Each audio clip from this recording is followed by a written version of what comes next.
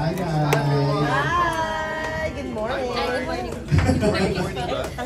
Samahan niyo ako dito sa atin habang i-entertain natin sila habang sila ay kumakain.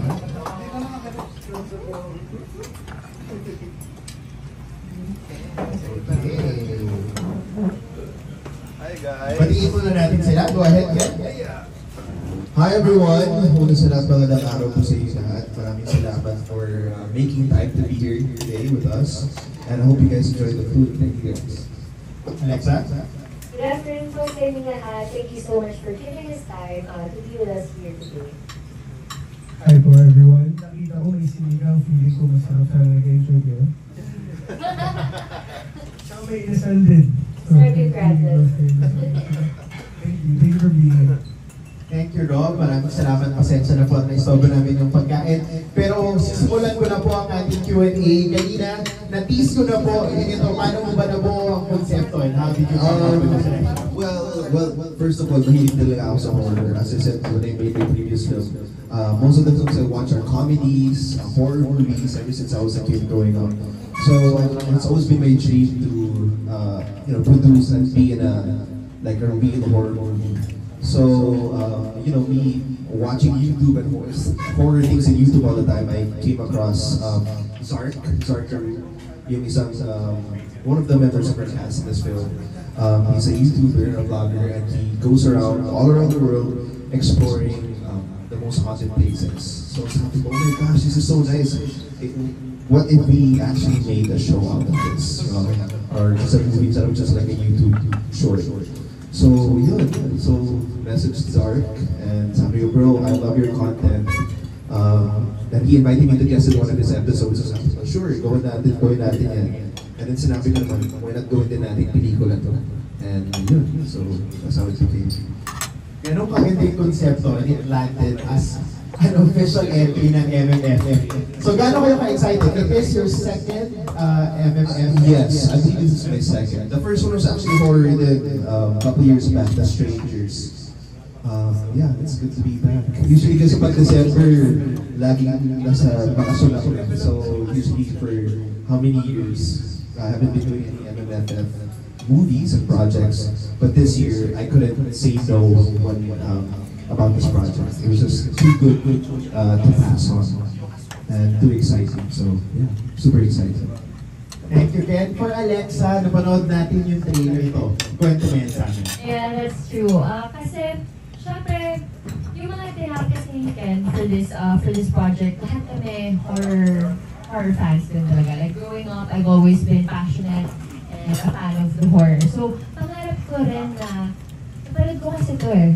Did you watch that? Like Gone Home Haunted Inside. Napanood ko yun. Yes. And then, Zark nga wanted to guest Ken, and then Ken capped us all, and then parang naisip lang din namin na what if tayo din yung mag-shoot? Kasi kung kaya nila, di kaya din natin, diba? Right, super, Yeah. very real, very candid. So we all had our GoPros, one facing us, one facing, what's in front of you. Merong mga handheld camera, merong mga flashlight, and we didn't have any camera crew there. So kami lang talaga yung pumasok sa hospital. Yeah. We had about 28 cameras in total, no? Yes, Yeah. at one time. So actually, pag we say shoot, matagal lang yung prep. And mahirap lang mag-roll. Yeah. Yeah. And I think the cool thing about it is it's never been done in Philippine cinema. Exactly. So this is the first of its kind.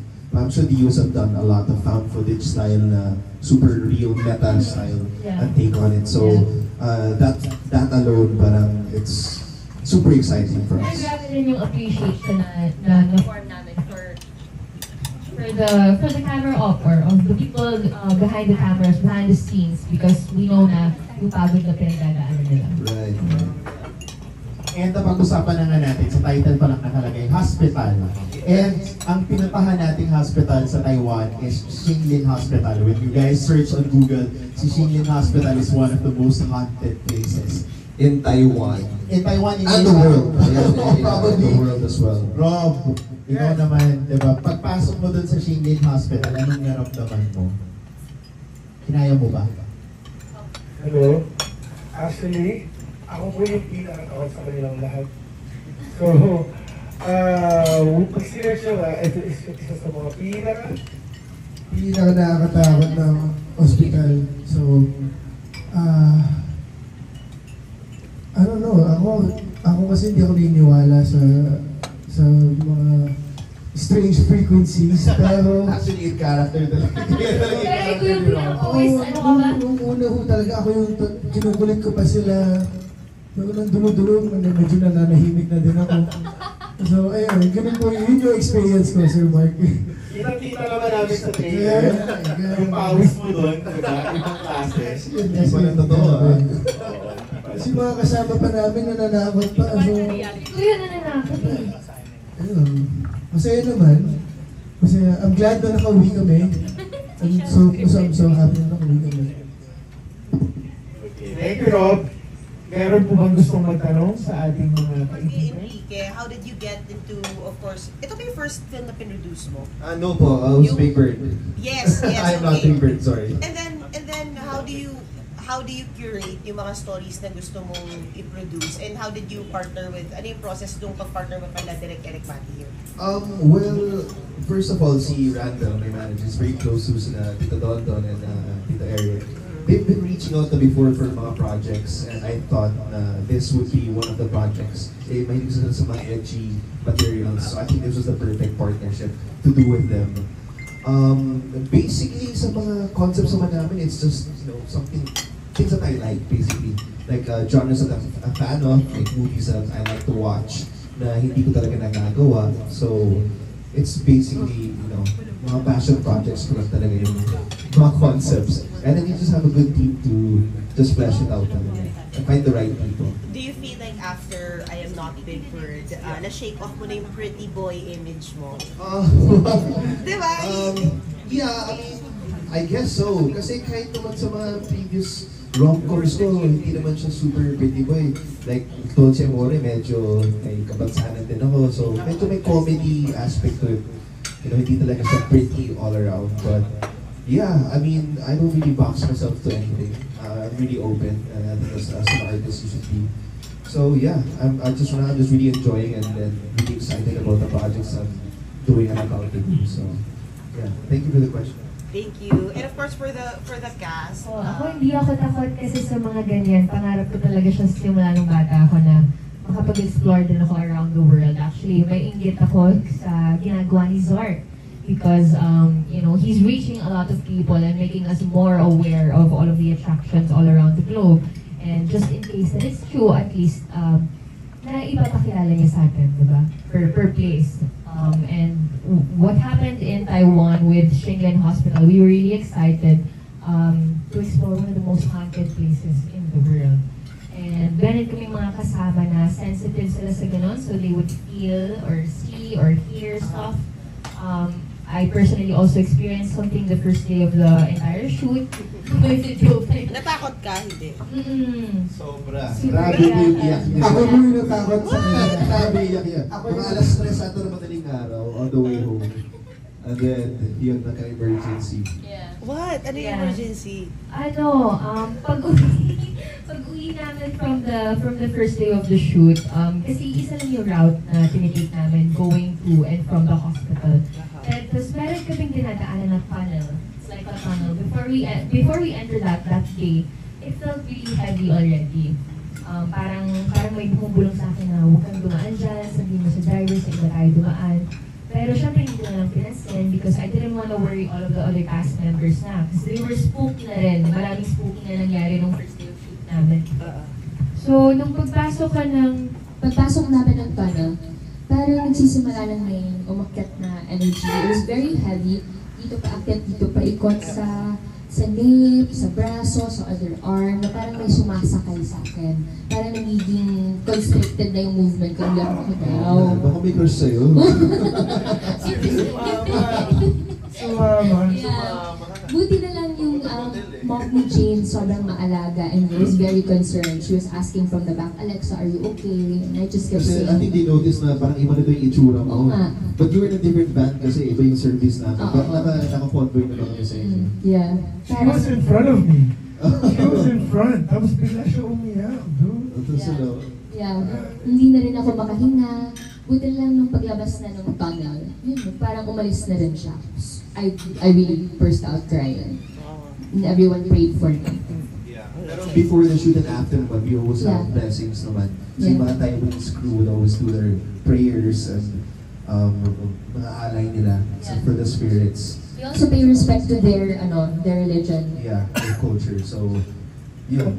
And after that, na-realize namin na kailangan namin magpagpag before going back to the hotel kasi iba talaga iba yung nangyari sa akin. Oh, tapos first day of shooting pa lang sabi namin. Oh, mga isang buwan pa tayo dito. Huwag ganon! So, ang ending sa alas 4 madaling araw, nandun kami sa tapat ng 7-Eleven. Yeah. Nag-prayer. Nakabilog. Naka-prayer. That's nice. When did you shoot this? With what month? September. Yeah. Yeah. So medyo eerie season din. Yeah. This September la or last? This. Grabe, so fresh lang. Thank you, Thank congratulations. you so much, Thank Andrew. you. So very Only an meta siya. We don't adaptation. play any other character. I play as a Treat and, the actor there, they play as Alexa. So that's the meta take that we did on this. And of course, it's something different from what you saw the original Gonjiam in Netflix. I'm sure galit siya kay Nelson. Yeah, but that's why it's a Filipino adaptation. So it's our own take on the movie. So it has to be a little bit different. It can't be really the Kaya same. pala. So by that fact alone, I'm not really impressed with the thought. Because it's a different take. Unless you're trying to recreate the exact same thing. Iba na yun. So, yeah. So sabi niya, kung may time siya, at makabalik siya dito, kasi she's very busy in the US. She's very interested in the next horror project na gagawin namin. So, yeah. Just to add to Tessa, to Bobby's question. Sure. Because you said nga the meta side of it that you are Enrique, you're which one?